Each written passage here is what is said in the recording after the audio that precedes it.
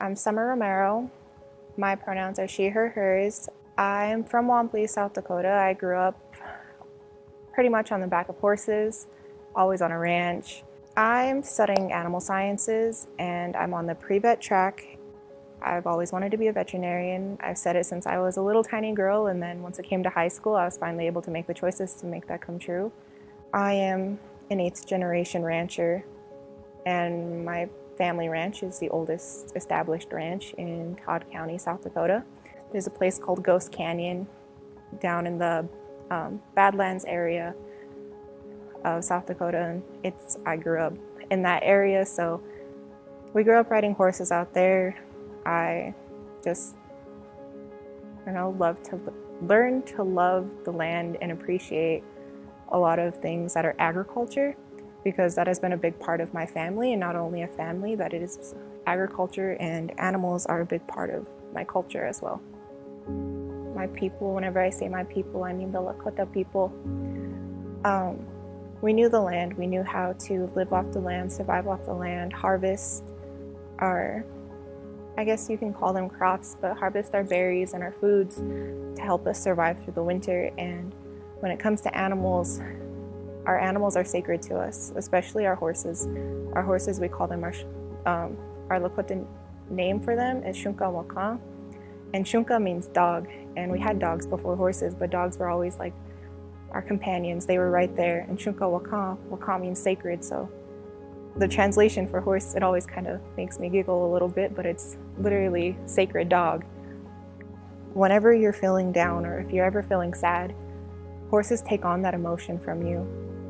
Even when you're hurt, like if your body's aching, I try not to ride my horses when my body's aching, because I know my horses are gonna take that pain away from me, because after a certain amount of time, you start to feel better. But then I always have that in the back of my mind, like, oh, my horse is taking this pain for me. I wish that the non-agricultural community can, I guess, just open their eyes a bit more to see past the grocery store, because I feel like when a lot of people think agriculture, they think farming and they think dairy and feedlots. And I know from personal experiences, even with rodeo, everyone looks at it in a negative way until it's in the grocery store and it's being given to you and you're able to buy it and feed yourself. With my parents and my generation, we are really working towards regenerative agriculture, and you're going to hear that a lot more now. You work the best you can to help restore the damages that were done in years before. What my family's goal is to be able to raise our cattle, to get them processed, and to give it and sell it back to our community at affordable prices. My heroes have to be my mom, my dad, and my grandparents, and also my great-grandparents. My parents have built so much up from literally nothing in these past 16, 17 years to where they can finally afford to send me to a place like Colorado State University. I'd really like to thank my grandpa for always just kind of being there and everything. My grandpa Terry.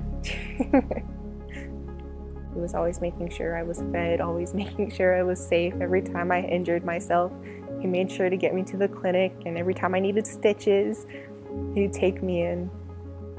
But he was definitely my #1 supporter and my favorite person. Also, just thank you to my mom. I know we fought for a while. We've had our ups and downs, I guess like every kid and parent does, but I know it hasn't been the easiest on the both of us.